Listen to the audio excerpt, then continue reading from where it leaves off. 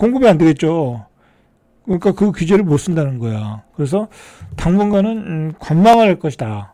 현장 유지를 할 것이다. 라는 거죠. 그런데 결론적으로는 이재명 대통령이 맞닥뜨린 지금 부동산 시장은 굉장히 험난하다는 거야. 녹록치 않다.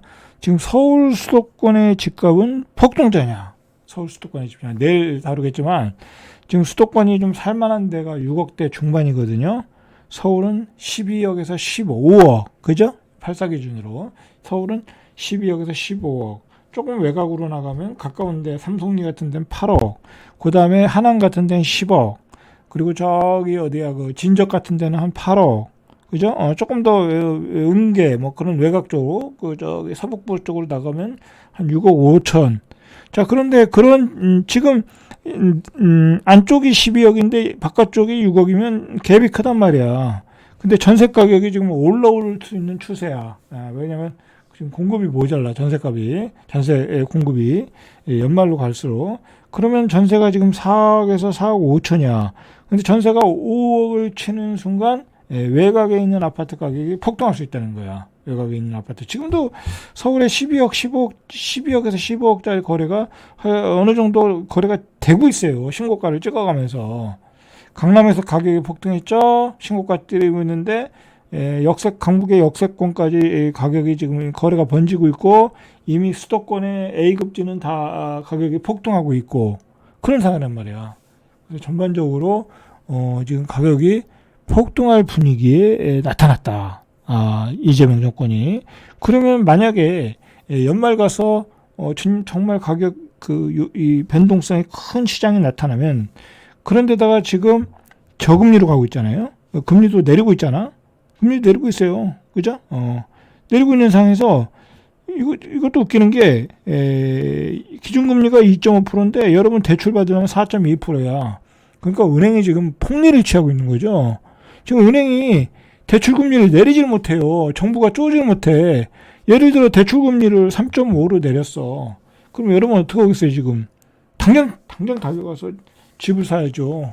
그리고 연말 가면 2.0이야. 한 3.0이면 2.8이나 3.0이면 집을 살 수 있어. 한 대출 60% 받아가지고. 그럼 당장 가서 집을 사야죠. 제가 집을 사라고 이야기를 하잖아요. 지금 수도권 외곽은 아직 6억대 아파트는 싸다. 야, 이제 연말 되면 그 6억대가 7억대가 될 수 있다. 금리가 내려가고 있고. 지금 이런 상황이라는 거야.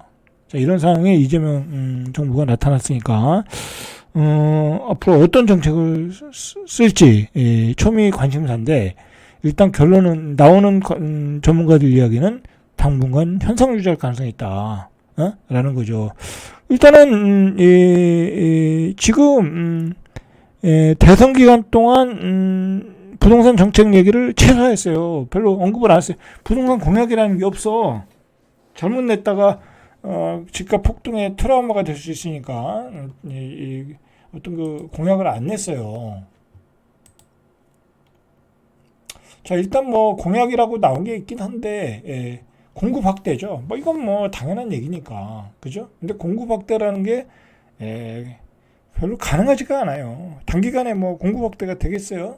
뭐 3기 신도시나 빨리 추진하는 거죠. 근데 뭐 3기 신도시도 뭐 물량이 뭐 나오는데 한계가 있잖아요. 그리고 뭐 그 경쟁률도 세고 그러면 이제 서울 수도권에 사는 사람들 안심을 시키려고 하면 4기 신도시인데 4기 신도시는 이재명 정권에 물량이 공급이 안 돼. 그 다음 대통령의 때 공급이 좀 될까 말까야. 그것도 말년에 한 10년이 걸린다는 거죠. 그러니까 이 공급 확대 정책은 의미가 없고요. 그나마 이제 재건축 재개발 용적률 완화하고 뭐 이 유휴부지 활용하고 그러는 건데 서울에 유휴부지가 이제 없어요. 예전에 저기 어디야 문재인 정부 때 다 했잖아요. 뭐 유휴부지가 없다니까 없어요. 방법은 기존 주택을 부시고 용적률을 상향시켜 주는 것밖에 없어. 용적률 상향해주고 규제를 다 철폐해 주는 수밖에 없어. 예를 들어요. 40층짜리 50층 지게하고 50층짜리 70층 지게하고 서울은 그거밖에 방법이 없어요.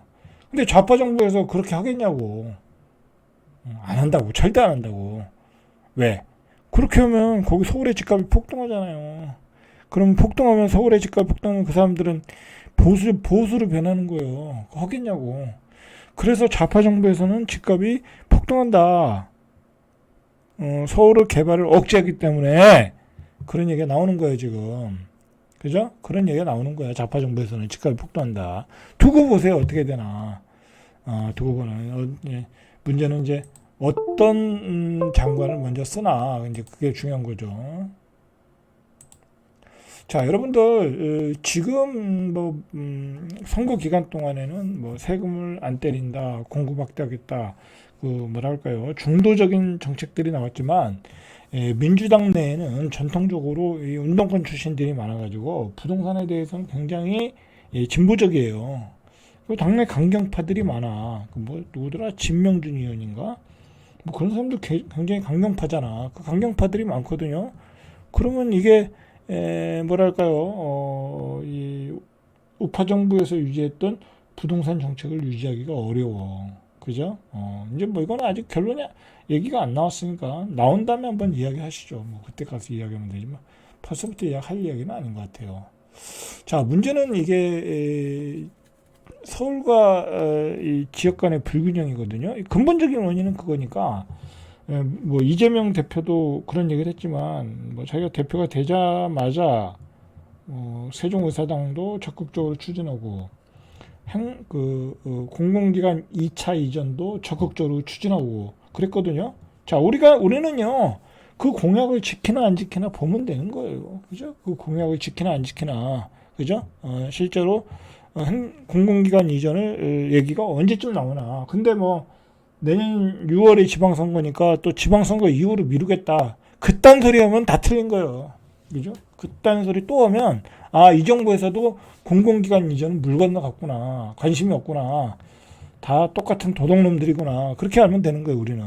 예? 그러니까 공공기관 이전, 지금 6월이니까, 늦어도 8월까지는 이 마스터 플랜이 나와야 되는 거야. 그죠?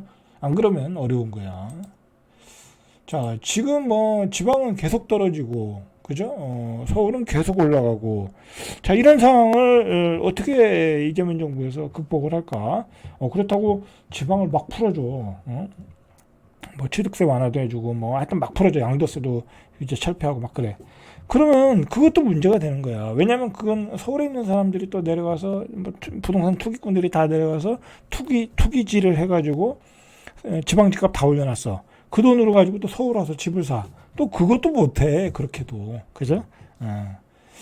그렇게 풀어준다고 하면 만약에 또 서울의 집값은 또 다시 폭등하는 거야. 그 돈들이 이제 다시 돌아와가지고. 자, 그리고 지금 초저금리와 유동성이 초저금리 상황이고 앞으로 유동성은 시장에 막 쏟아져 들어올 수 있는 상황이야. 안 그래도 이재명 그 대통령에 대해서 우리가 걱정하는 게 뭐예요? 이거 마구 돈을 풀어줄까봐 걱정하는 거잖아요. 뭐 기본소득, 기본 뭐 그런 거 있잖아요. 자, 그걸 걱정하는 거잖아요. 근데 어쨌든 이재명 대표는 이 자영업을 살리고 뭐고 이 돈을 전 정권보다 분명히 많이 풀 거라고. 그죠? 그러면 돈의 유동성은 시장에 굉장히 많아질 가능성이 많다고. 유동성이 많이 풀어질 가능성이 많다고. 분명히 집값을 상승하는 요인이 될 거예요. 분명히 서울과 수도권의 집값은 예정대로 가격이 크게 올라갈 가능성이 많아요. 지금 제가 생각할 때는. 그러면 규제를 어떻게 하나 이제 우리가 지켜봐야 되겠죠. 윤석열 정부에서는 그 대출 규제를 했거든요. 아주 적절하게 잘했어요. 그거는 대출하니까 안 되더라고요. 못 올라오더라고요. 자, 그런 걸 실제로 할 수 있나, 그죠? 뭐 그런 걸 지켜봐야죠. 또 신문에서 또 왜 집 못 사게 하느냐, 뭐 대출 규제 풀어라, 뭐 그래서 문재인 정부 때는 막 그것도 제대로 못했잖아요. 그래서 결국 집값을 폭등시켰잖아요. 근데 이번에는 어떻게 하나, 진짜 제대로 하나. 그리고 어떤 전문가가 누가 국토부 장관이 되나 한번 이제 내일이나 모레 나오겠죠. 그 결과가 나온 다음에 한번 다시 한번 이야기하겠습니다. 절대값TV의 명품 PD 한 PD였습니다.